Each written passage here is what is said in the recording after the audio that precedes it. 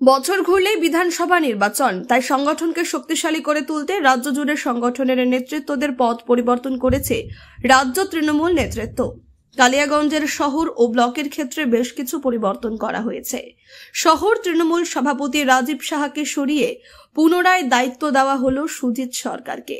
পাশাপাশি তৃণমূল শ্রমিক সংগঠন INTTUC শহর সভাপতি সজল সাহাকে সরিয়ে দায়িত্ব দেওয়া হয়েছে অমিত দেবগুপ্ত।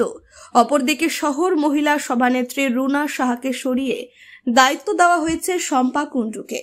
পাশাপাশি ব্লকের ক্ষেত্রে ব্লক তৃণমূল সভাপতি নিতাই বৈশ্যকে কনভেনার এবং যুগ্ম কনভেনার করা হয়েছে লতা সরকারকে। তাদের নাম ঘোষণা হতেই বুধবার রাতে শহর ও ব্লক তৃণমূল ছাত্র পরিষদের নূর ইসলাম ও রাহুল সিংহ রায়ের উদ্যোগে সংবর্ধনা দেওয়া হয়।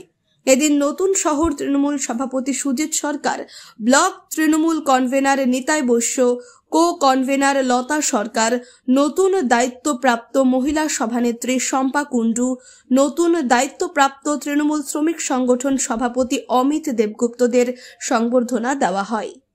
কামাখ্যা তারাপীঠ সিদ্ধতান্ত্রিক গুরু প্রশান্ত শাস্ত্রী। কামাখ্যা তারাপীঠ যজ্ঞ সহ যে কোনো সমস্যা সমাধানে একমাত্র ভরসা। ঠিকানা রত্নজ্যোতি শোরুম, রত্নজ্যোতি মোড়, দেবীনগর, রায়গঞ্জ, উত্তর দিনাজপুর। মোবাইল নম্বর 8629986786। অতি সংক্ষেপে আমি কয়েকটা জিনিস বলবো। আমাদের নিতাই কাকু আমরা সম্পর্কে আমি কাকুই বলি, কারণ হচ্ছে নিতাই কাকুকে আমরা সবসময় পাই, যে কোনো ক্ষেত্রে যে কোনো জায়গায় আমরা সবসময় পাই।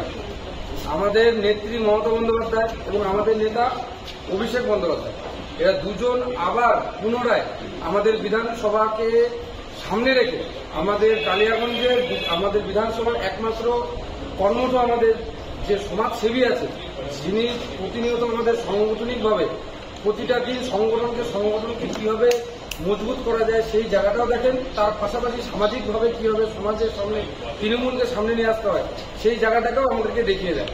তো সেই কাকুকে পুনরায় আবার কালিয়াগঞ্জ ব্লকের বিধানসভাটাকে সামনে রেখে আবার দায়িত্ব দিয়েছেন যে বিধানসভাকে আমরা কিভাবে চোখের মনিকে আমরা কেন্দ্র করে পাখির চোখ করে আমরা কিভাবে আমরা সামনের দিনে আগাবো, সেই বিষয়টার জন্য আমাদেরকে পুনরায় আমাদের নিতাই বৈশ্য মহাশয় আমাদের কাকুকে পূর্ত কর্মরত এবং পুনরায় আবার সেই চেয়ারে আমাদের ব্লক সভাপতি পদে দিয়েছেন।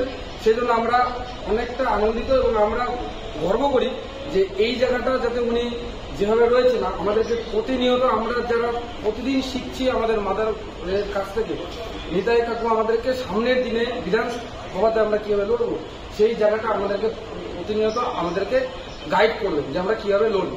এবং উনি আবার নতুন ভাবে পুনরায় আবার সেই দায়িত্বটা পেয়েছেন। সেই জন্য আমরা ওনাকে আজকে কালিয়াগঞ্জ তৃণমূল ছাত্র পরিষদের তরফ থেকে সম্বর্ধনা দেওয়ার জন্য এখানে এসেছি।